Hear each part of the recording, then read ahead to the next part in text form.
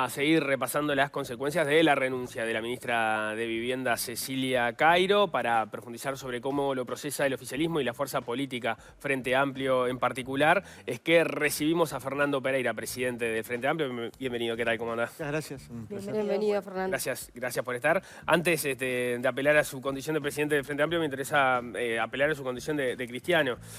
Como decíamos al inicio del programa, en la madrugada amanecimos con la noticia del fallecimiento del Papa Francisco. ¿Usted cómo recibió esa noticia en particular? Y bueno, es un golpe duro para los que creemos en el humanismo, para quienes creemos que la fe cristiana puede contribuir a la paz espiritual de quienes creemos, de quienes tenemos el derecho de creer. El Papa Francisco probablemente desde Gozos y Esperanzas y Rerum Novarum generó las encíclicas más profundas de la Iglesia, generó las reflexiones vinculadas a las organizaciones sociales más profundas de la Iglesia, como Laudato Si, como una carta que envió a las organizaciones sociales del mundo, sobre todo a las que practican solidaridad con los que menos tienen, y esa profundidad en su posicionamiento de la Iglesia yo creo que contribuyó a que algunos cristianos que estábamos con poco aire recuperáramos ese aire. O sea que lo vivo con un dolor que es práctica habitual para un humanista, insisto. En esa comparativa tuvimos un papado muy largo, que fue el de Juan Pablo II, un papado corto y muy particular como fue el de Benedicto XVI, porque además se dio esa particularidad de que él termina renunciando y no se dio a través de su muerte, y luego este de Bergoglio, que fue extenso, pero no tanto como el de Juan Pablo II. Como en esa comparación, ¿cómo ve el perfil en particular de Francisco? Bueno, fue un papa humanista y fue un papa profundo, que dejó en su escritura, en su pensamiento, en su forma de entender lo que debe hacer un cristiano, cosas bastante interesantes. Insisto, Laudato Si, leerla, digamos, la casa común, el cuidado de la casa común, el cuidado de las personas que menos tienen, eso es Salmo 25, es lo básico, pero también es lo que desde mi punto de vista se había abandonado. La preocupación por los más débiles, porque tenemos que ser el escudo de los más débiles, parecen ser herramientas para cualquier persona humanista, independientemente que crea en Dios o no, herramientas fundamentales para el cambio. Yo diría que en buena parte de los discursos del Papa y en buena parte de la escritura, en buena parte de su parte teórica y en buena parte de su análisis sobre la realidad del mundo y la importancia de la paz y del cuidado del mundo, fueron de los mensajes más progresistas de este siglo, con lo cual, digamos, siento cierta admiración. Fui invitado a ir al Vaticano precisamente para conversar sobre estas encíclicas en otro momento de mi vida. Lo viví desde el punto de vista espiritual de forma muy profunda y reivindico esa forma de humanizar la vida, de humanizar la política, de humanizar las acciones sociales y bueno, claramente una muerte a los 88 años puede ser esperada, pero como bien decía mi padre, no por esperada deja de doler. Es esperado, pero no deja de doler. ¿Y te parece que esta, como vos decís, ¿no?, este precedente, un papa un poco más progresista, que capaz que una persona progresista incluso puede tener diferencias con algunos de sus puntos de vista, pero en comparación con los anteriores claramente tenía una impronta diferente? ¿Te parece que sienta un precedente, para lo que va a venir, para el próximo papa, para la elección del próximo papa, o puede pasar cualquier cosa? Yo espero eso, pero No es cardenal todavía. Pero no es tan fácil. Espero que, digamos, no se pierda la visión humanista de la Iglesia, el mirar por el que menos tiene, el mirar por el más pobre, en pensar en que el pobre tiene que ser bienaventurado, tanto el pobre de ingresos como el pobre espiritual. Vamos, hay cosas muy profundas en su visión teológica. Leerlo es muy interesante, independientemente si tenés fe o no. Leer sus encíclicas, tuvo 2 en este periodo, leer sus materiales vinculados a la vida social y a cómo animaba a aquellos que trabajaban en organizaciones sociales vinculadas a la niñez, a la adolescencia, a la pobreza, a seguir militando y que iban a sufrir ataques, como de hecho lo sufren a lo largo de todo el mundo, pero que tenían que que resistir, porque parte del humanismo es comulgar con los que menos tienen. Es muy fácil vincularse con los que tenemos un pasar más o menos adecuado. Lo difícil es mirar con amor al que no tiene. Es mirar con amor al que está en situación de calle, es mirar con amor al que está teniendo peripecias para poder llegar a fin de mes, es mirar con amor al que no está pudiendo vivir adecuadamente, a los que tienen problemas de salud mental, a los que tienen dificultades. Un buen cristiano no es el que comulga con iguales, es el que efectivamente sintoniza con otras personas que la estaban pasando realmente mal. Comenzamos con la entrevista formalmente por el tema que había sido convocado. La renuncia de la ministra de Vivienda, Cecilia Cairo, la primera baja en el gabinete de Yamandú Orsi, luego de la noticia que dio a conocer el programa La Pecera a propósito de irregularidades en el terreno donde vivía, donde había construido su casa y algunos adeudos con algunos impuestos. Usted en un primer momento había salido a respaldar a la ministra, también lo había hecho el sector de Cairo, el MPP. Finalmente el presidente de la República tomó otra decisión, también la propia ahora ex ministra que puso su renuncia a disposición, más allá de que al principio no lo había hecho. ¿Qué evaluación hace del conjunto del episodio? Bueno, lo primero que el presidente, que es quien tiene que tomar la definición, dio por terminado el asunto, es decir, aceptó la renuncia que presentó Cairo y dio por terminado el asunto. Es un tema que nos causa dolor, sin ninguna duda, no hay por qué ocultar el dolor. Venía hablando del humanismo, es imposible hacer política y no sentir dolor. A una compañera que respetamos en su militancia, en su capacidad de trabajo, en sus iniciativas como parlamentaria, en su capacidad de generar colectivos y en su capacidad de ser solidaria con el resto de sus vecinos, que cometió un error, porque lo que se dice es lo del apoyo, pero no se dice, lo de arranque dijo que cometió un error. Hay que medir qué volumen tiene el error. Para mi gusto no implicaba la renuncia. Ella lo fue analizando, lo fue internalizando y en un momento me llamó y me dijo que había decidido renunciar, que se lo había comunicado al presidente Orsi, y el presidente Orsi lo analizó, aceptó la renuncia y dio por terminado el asunto. O sea, el gobierno dando por terminado el asunto, el Frente Amplio va a dar por terminado el asunto. Lo que no quiere decir que no genere dolor, ¿no? ¿Qué cabe esperar de lo que ocurra hoy en el secretariado ejecutivo entonces del Frente Amplio que va a tratar el asunto? Pienso yo que se va a dar la información que se tiene y se va a dar por terminado un asunto que el Frente Amplio tiene que mirar hacia adelante. En primer lugar porque el Frente Amplio, el presidente tiene que nombrar un nuevo ministro o ministra. Ese nuevo ministro o ministra tiene que insertarse rápidamente dentro del Poder Ejecutivo y en segundo lugar porque el Frente Amplio tiene que ocuparse de este tema, pero también de elecciones que tiene en pocas semanas y que hablan de las elecciones departamentales, de forma tal que analizaremos el tema porque nosotros nunca nos escondimos, nunca suspendimos un tema del orden del día porque nos resultara incómodo, pero claramente no es lo que esperábamos ni es lo que hubiéramos querido, ¿no? ¿Y qué pasó en el medio, en tu forma de pensar, que en un primer momento saliste a declarar una defensa firme, alentando a que ella continuara en el cargo, de alguna manera haciendo un poco minoritario el suceso, y luego diciendo, no, esta señora tiene que poner el cargo a disposición? Bueno, no es así el relato. Pero los relatos son relatos, ya parecería que la verdad tiene poca importancia. Y yo me niego a que eso sea así. ¿Cómo fue? Yo entonces? en la primera entrevista dije que respaldaba a Cairo, en la segunda dije que respaldaba a Cairo, un periodista me preguntó qué hubiera hecho en su lugar y dije yo hubiera puesto el cargo a disposición. No hubo ningún cambio de posición, simplemente ante una pregunta que yo suelo responder, ustedes me conocen, no suelo poner condicional, suelo dar mi opinión. Dije, yo pondría cargo a disposición. ¿Esto es igual que renunciar? No. Esto es que todos los ministros cuando asumen su tarea tienen el cargo a disposición del presidente y de hecho son fusibles del presidente porque son designados por el presidente. Ahí no hubo un cambio de posición. Claro, es que hay más de una posición del Frente Amplio. Si la primera declaración decía, se paga la deuda y se continúa, eso no da la sensación análoga a poner el cargo a disposición. Para mi gusto hay mucha gente que tiene deudas en el Uruguay, es una enorme cantidad, a tal punto que cuando se cuantificó entre deudores de tierras irregulares, deudores de construcción, deudores de tarjetas de crédito, deudores de todo tipo, hay más de 1 millón. Claro. Es decir, 1/3 de los uruguayos le debe al Estado por impuestos. ¿Cuál es la premisa? Todos tenemos que pagar los impuestos. Cuando alguien no paga, ¿viola la Constitución? ¿Viola la ley? No.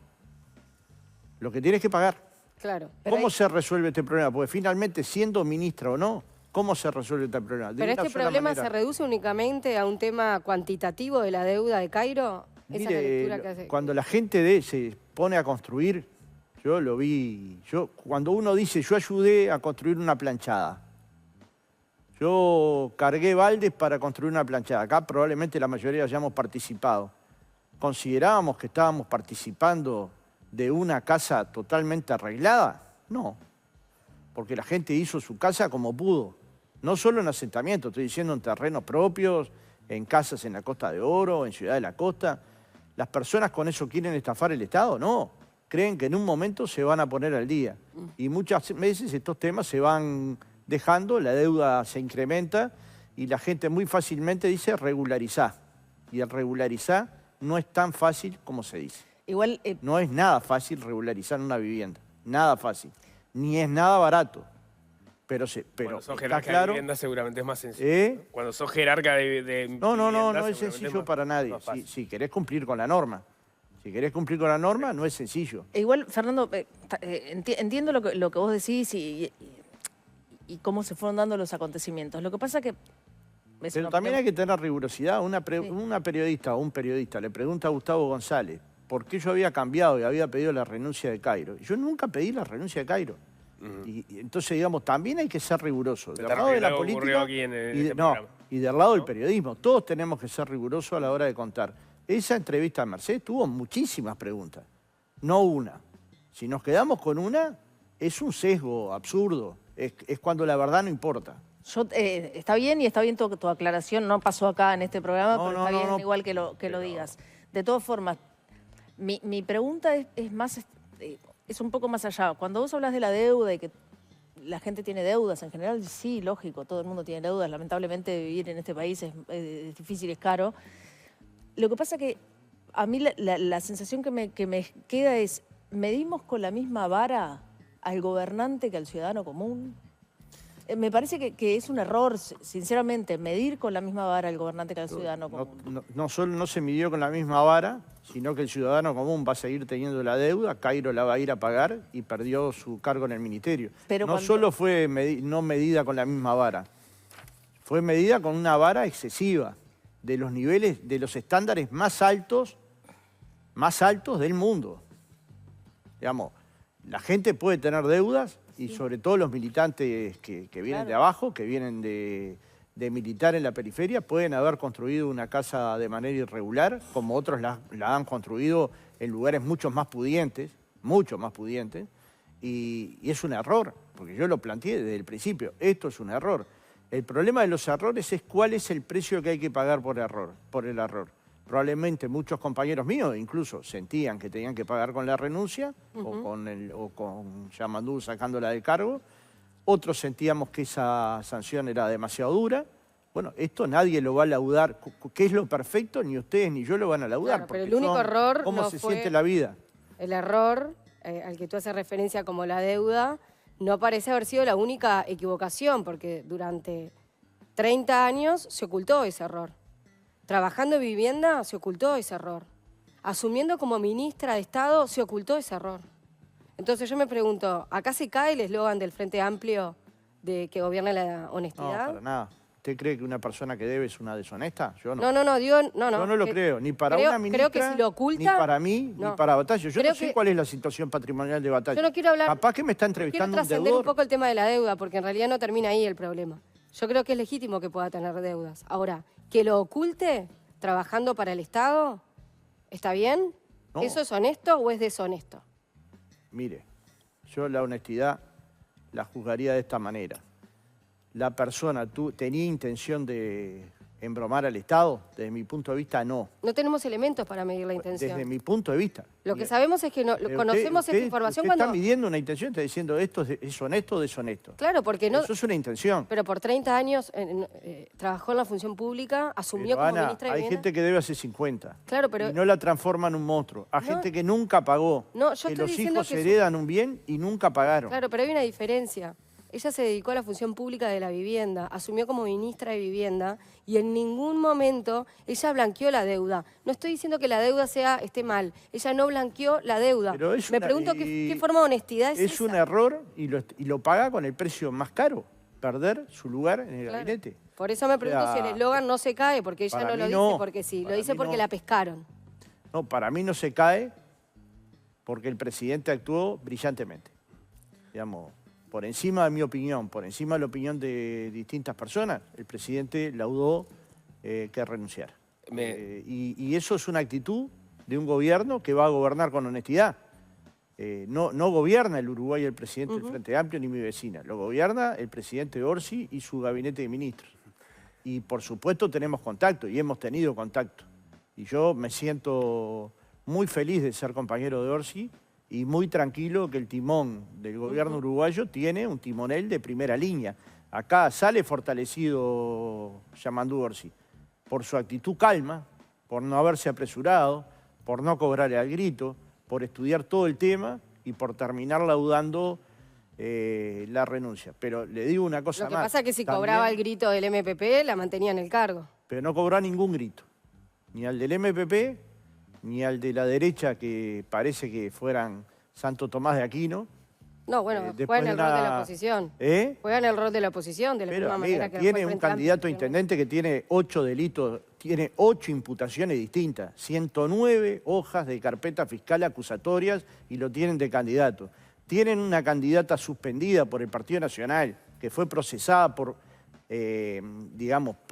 suplantar la figura del intendente y andaba regalando electrodomésticos del Estado, en nombre del Estado, cuando era diputada, y está a la cara de ella como si fuera la candidata en Artigas. Bueno, el Frente Amplio tampoco sale... Que gobierne la todo eso. honestidad, no me compare una deuda con delitos de corrupción. No es la me deuda, compare no es una la deuda, deuda, es que yo no hablé me solo de la compare una deuda. déjeme terminar, no me compare una deuda con una persona que fue procesada porque ella misma admitió los delitos que cometió, igual que Carán, que el primo de Carán y que la esposa de Carán.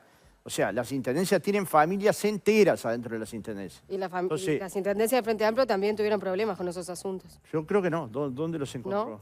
En Lima.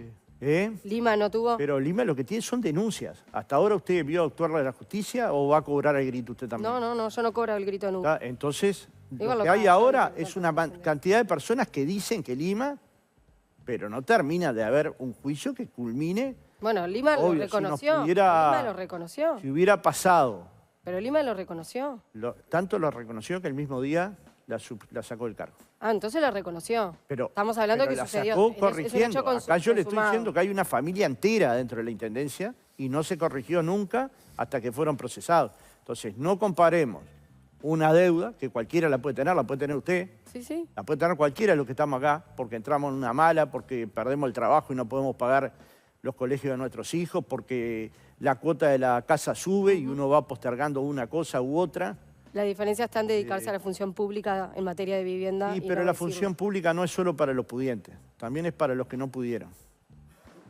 Yo la cosa de que la política es para las élites no la creo. No, y yo si no, tampoco. no podría estar sentado acá. Pero hubiese sido bueno Porque que lo yo ni blanqueara. fui ni soy parte de la ética. Pero coincidís Durante- conmigo que hubiese sido bueno que lo Sí, blanqueara, que ¿no? claro que hubiera sido bueno. ok, Pero ese es el ¿usted problema de cree la que honestidad. ella no lo reconoce el error? Cuando la pescaron, sí. Antes no. Cuando la pescaron, no. El error lo reconoce siempre. Vos sabés que tenés una deuda. Como Bueno. las personas tienen deuda grado 5, incobrable. Se calienta Valeria Ripoll, pero aparecía entre los deudores incobrables. Después me manda a hacer cosas que no sé cómo se hacen, si no las haría. Pero la realidad es que figura entre los incobrables. La realidad es que hubo actos en esta circunstancia que fueron una masacre a Cecilia. Parecía que Cecilia hubiera cometido el pecado más grande de toda la humanidad.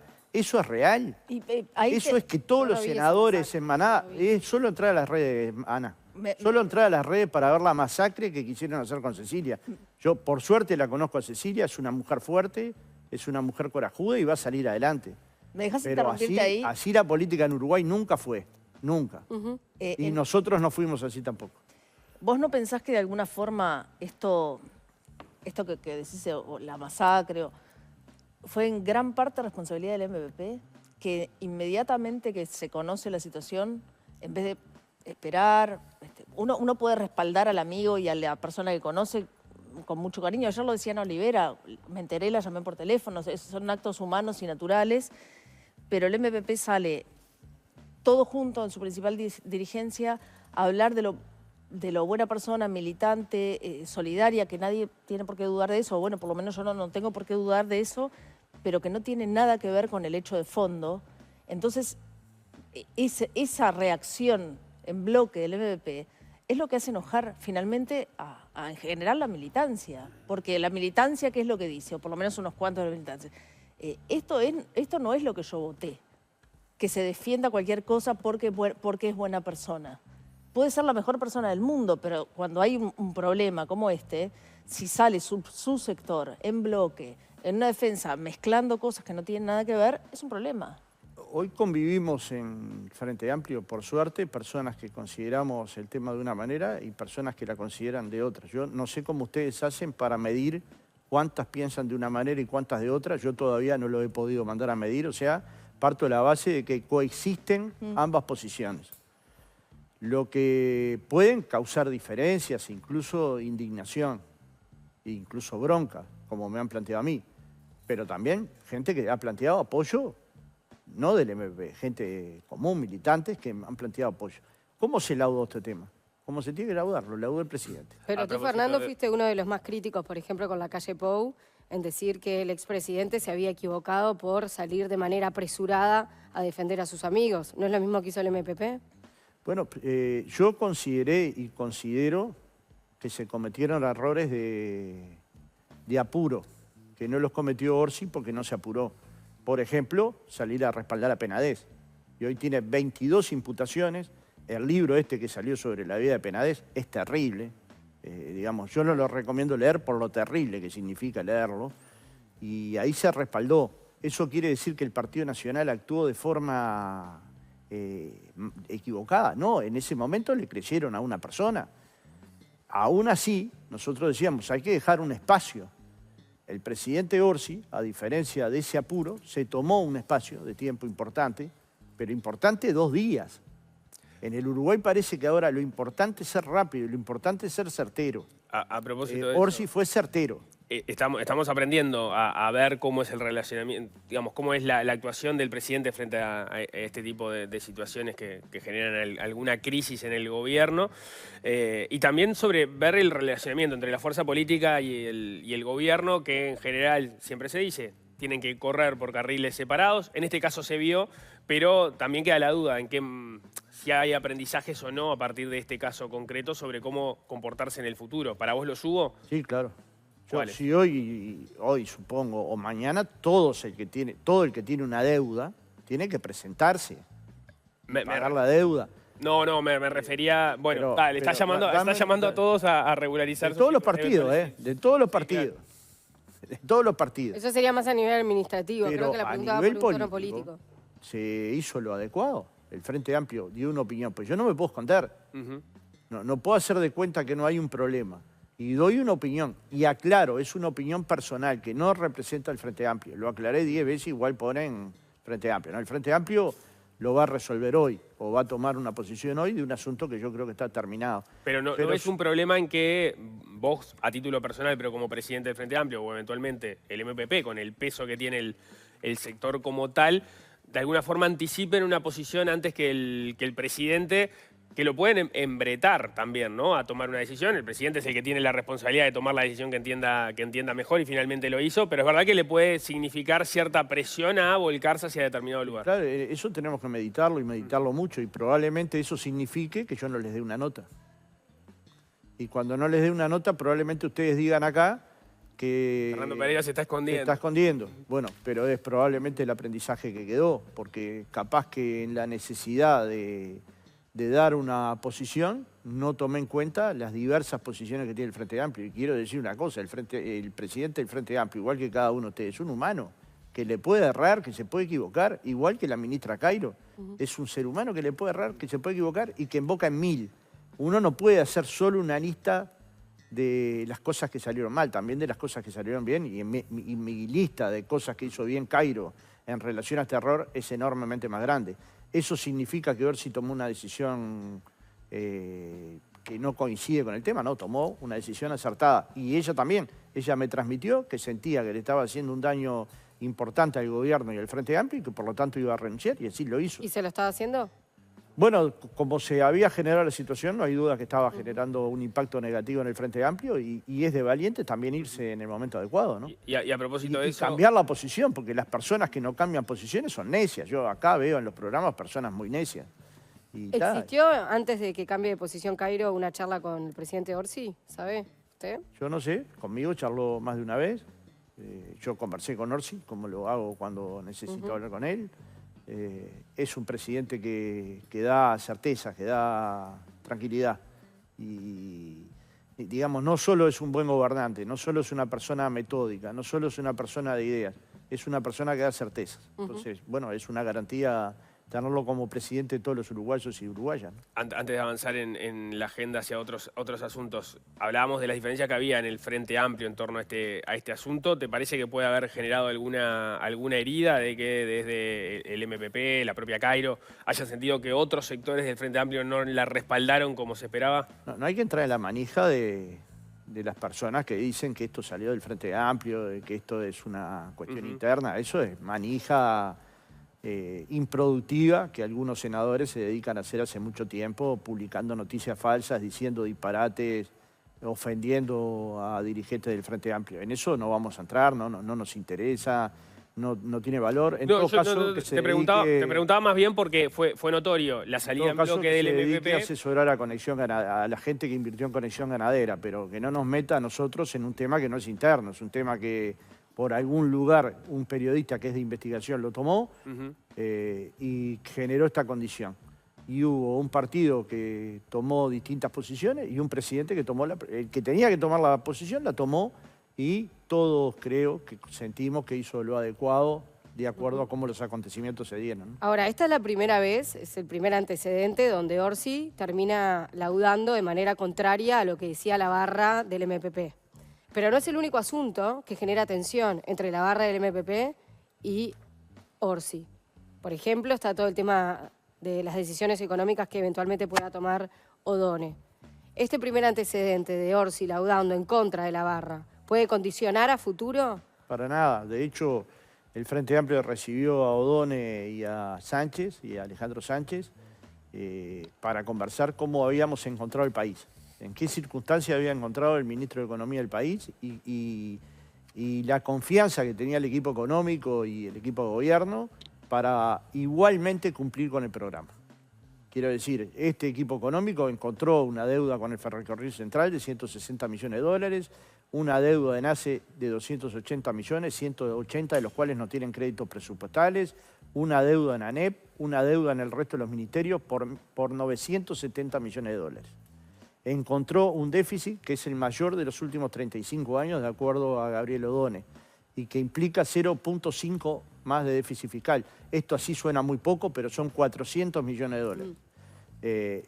Con esta circunstancia económica, el Frente Amplio puede cumplir con su programa. El ministro nos ha dicho, junto con Alejandro Sánchez, que el equipo está completamente confirmando que se va a cumplir con los anuncios que Yamandú hizo en el Real de San Carlos y con las 68 prioridades que el gobierno planteó a ambas cámaras, ¿no? A las bancadas del Frente Amplio. El sábado en la Graciada el propio presidente Orsi decía que, bueno, en algunas cuestiones capaz que había que sacar un poco el pie del acelerador, precisamente por este escenario con el que se... Bueno, pero acelerar distinto es no cumplir, porque uno hace un programa para 5 años de gobierno. Y este equipo económico se plantea duplicar como mínimo el crecimiento económico del Uruguay. Y de hecho hay gestos del presidente Orsi que tienen que ver con el crecimiento. La visita a Panamá con la Asociación de Cultivadores de Arroz tiene que ver con colocar arroz en Centroamérica, que es un potencial cliente importante y que puede generar crecimiento del producto. pensar en el riego para que el producto uruguayo, para que las exportaciones uruguayas sean de mejor calidad y de mejor cantidad, es un tema que el Frente Amplio lo ha puesto en la agenda. De alguna manera el desarrollo productivo, con modernización, con Claro, yo industrialización. particularmente le preguntaba por el tema, por ejemplo, de desindexar los salarios. Betiana Díaz en este programa dijo que el MPP estaba en contra de esto, que el Frente Amplio estaba en contra y que no dudaba, que para ella era un tema laudado, de que el presidente Orsi iba a estar del lado del MPP. Orsi no se pronunció al respecto. Y sin embargo, O'Donnell reinsiste en que eventualmente esta opción está arriba de la mesa, no descarta la posibilidad de desindexar salarios. Es que nos enamoramos de la palabra y no de los objetivos. Las palabras a mí nunca me generaron mucho amor en este término salarial. Yo participé de X negociaciones colectivas. El objetivo de un trabajador es ganar más. Si la inflación en Uruguay fuera 3% congelada durante un tiempo largo, desindexar no sería ningún problema. Como no lo es en los países donde desindexan, por ejemplo, en los países nórdicos. ¿Por qué? Porque a usted le dan 3% de aumento y la inflación sabe que va a ser de 3%, que no va a tener pérdida. En un país que tiene inflaciones que van de 10% a 8%, 7%, es muy difícil no tener correctivos. ¿Qué plantea O'Donnell? ¿Hay que desindexar ahora? No, hay que intentar llevar la inflación a un nivel que luego el crecimiento salarial de los trabajadores no dependa de la indexación de los salarios, sino de que la economía tenga una inflación muy baja. ¿No intuís entonces que este asunto genere tensión Para entre nada, el MPP para y nada. las decisiones de Orsi? Para nada, porque lo primero que se subestima es que O'Donnell es un técnico, y O'Donnell es un técnico, pero es un militante político. Yo lo conocí militando como estudiante, o sea, no es una persona que esté por fuera de la realidad de los trabajadores. Si el Frente Amplio el gobierno del Frente Amplio, pero también el Frente Amplio, priorizó aumentar los salarios mínimos, tiene que generar una fórmula salarial con trabajadores y empresarios que garantice aumentar los salarios mínimos por categoría, es decir, aquellos de menos de 25.000 pesos. Si el Frente Amplio se propuso que las jubilaciones mínimas al final del periodo tengan incrementos en julio que luego no van a ser descontados en enero, tiene que tener resguardos económicos para que esto sea así. Entonces, la fórmula salarial, porque la indexación, se habla de los salarios, pero en verdad lo que habla O'Donnell es de la economía, no solo de los salarios. ¿Por qué? Porque el Uruguay es caro. Y un país caro se le hace más difícil a aquel que vive de un salario de 25.000 pesos. Entonces, construir todos los mecanismos posibles del Estado para que la economía funcione de tal manera que el Uruguay sea más barato, es parte de los objetivos del Frente Amplio. Siempre lo fue. Vos relataste recién una serie de hechos de cómo el Frente Amplio encontró, o el gobierno encontró al país, y también el presidente decía algunas cosas va a haber que dilatarse un poco o esperar un poco más para cumplir el programa. ¿Cuáles son las cosas que vos creés que no hay forma de dilatarlas y que tienen que empezar a suceder? Bueno, hay temas que son de la hora. Ahora en poco tiempo va a tener que resolver Orsi sobre el aumento jubilatorio. Ya empieza una ronda de consejo de salarios. Ya se convoca a la sectorial del diálogo por la seguridad social. Ya se genera la condición para que el Ministerio de Salud empiece a trabajar para que no haya tantos retrasos en las especialidades, ni falta de medicamentos en hospitales y policlínicas. Atender a las personas en situación de calle, empezar a trabajar con el tema pobreza infantil. Estas cosas no pueden esperar. Hay otros sectores de la sociedad que pueden esperar. Yo creo que esto de priorizar es parte de lo que tiene que hacer un gobierno de izquierda. Y si nos ponemos de vuelta, como el mensaje inicial, en el que el Frente Amplio también debe ser escudo de los débiles, tiene que priorizar a aquellos sectores que están hoy en mucha debilidad. Uno se acostumbra a ver a la gente en la situación de calle y lo ve como si fuera el banco de la plaza. Yo vivo frente a un liceo y ahí hay mucha gente en situación de calle. Yo no los puedo ver como gente que está en una plaza, lo veo como seres humanos. Cuando conversás con ellos, han tenido problemas de adicciones, han tenido problemas de salir de la prisión y no encontrar salidas. Muchos de ellos tienen el bachillerato terminado, es decir, una educación formal aceptable, pero no encuentran cómo reinsertarse en la vida. Y eso es una enfermedad social. Nosotros estamos atravesando una enfermedad social que hay una forma de tratarla, con políticas integrales, como lo está tratando de hacer el MIDES, complementado con con otros organismos. ¿Es un tema fácil este? Para nada, debe ser el más difícil de todos, pero es un tema que hay que encarar. Pero ahí, por ejemplo, ya nombraste uno de los temas que lo vemos todos los días y que es muy doloroso y en lo humano es muy triste que suceda. Entonces, ¿no sería positivo, no sería esperable que el gobierno, que tiene un plan y que está escrito, hiciera alguna comunicación sobre este tema puntual? Por ejemplo, estamos haciendo esto, estamos trabajando en tal línea, porque si no queda como esa sensación de... Sí, pero la gente no vive de sensaciones. La gente vive si cuando los consejos salarios terminen, el trabajador mejoró su condición, el empresario pudo producir, tuvo mejor competitividad, el Uruguay creció económicamente y como resultado de ese crecimiento hubo distribución y llegó a los sectores de la sociedad. Y acá también la gente va a ver este proceso en la medida que la acción del gobierno efectivamente empiece a encontrar rutas de salida para una buena parte de las personas que están en situación de calle y que desean salir de ella. Porque como muchas otras cosas, lo primero que tiene que pasar es que tiene que desear salir de esa situación. Que por múltiples motivos mucha gente no quiere salir. Digamos, y hay que ayudar y hay que contribuir y van a ser procesos largos que tienen que ver con recursos económicos, pero también tienen que ver con cómo humanizamos el vínculo entre la política y quienes están siendo tan golpeados, ¿no?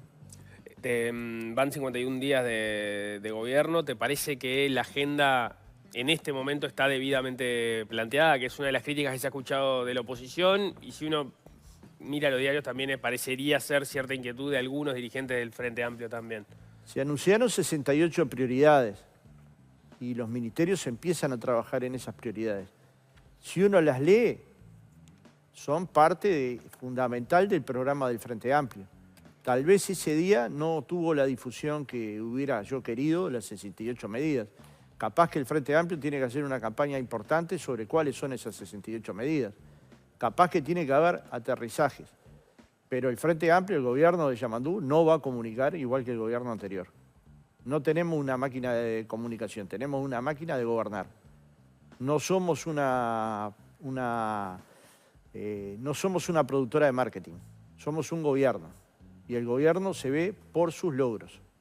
Y nos van a medir a nosotros no por qué tan bien comunicamos. Nos van a medir por nosotros si en el último mes, los últimos 3 meses, cumplimos o no cumplimos con nuestro programa. Pero una de las autocríticas cuando el Frente Amplio perdió el gobierno fue justamente no supimos comunicar bien nuestros logros. Pero es que los vamos a comunicar, pero no de la misma manera que el gobierno anterior. Y comunicar los logros no es hacerle deber a alguien algo. ¿Cómo comunica los logros? ¿Cómo comunica los logros a algunos intendentes del interior? Mirá que te di trabajo. Y no te olvides que hay elecciones. Así comunica los logros. Y si lo digo porque lo puedo mostrar.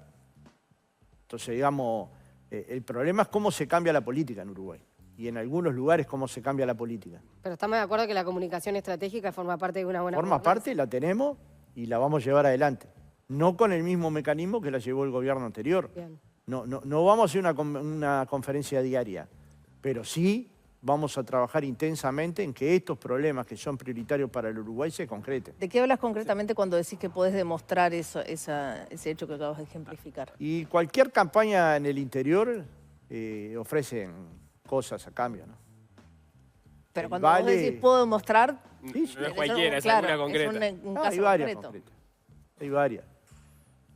Pero decía que si usted tiene 90% de ingreso a dedo en una intendencia, calculo que son amigos, son militantes, son activistas, pero calculo no, son.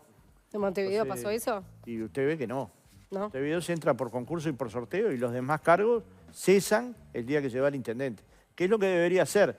Si usted me dice hay que colocar un máximo, y yo capaz que estoy de acuerdo. De hecho, estábamos de acuerdo, un tope. ¿Cuántas pueden nombrar cada intendencia? También mirando el tamaño de cada intendencia, ¿no? Claro. Digamos, si uno compara los funcionarios que tiene la Intendencia de Montevideo con algunas intendencias del interior, queda azorado.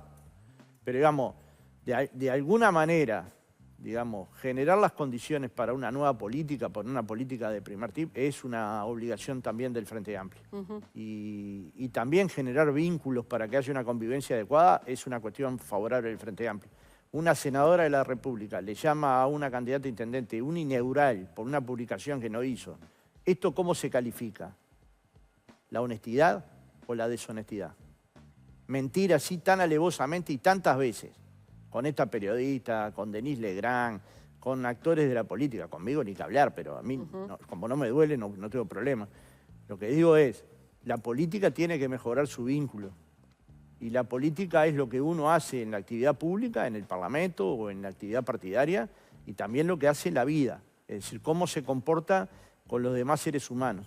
Y no vale cualquier cosa para dañar a un candidato, ni vale cualquier cosa para intentar competir una intendencia. No. Y esto es cualquier cosa. Fernando Pereira, muchísimas gracias por estos A las minutos. órdenes. Muy amable, gracias por venir. Vamos a hacer un corte. Antes vamos a ver la comunicación del presidente de la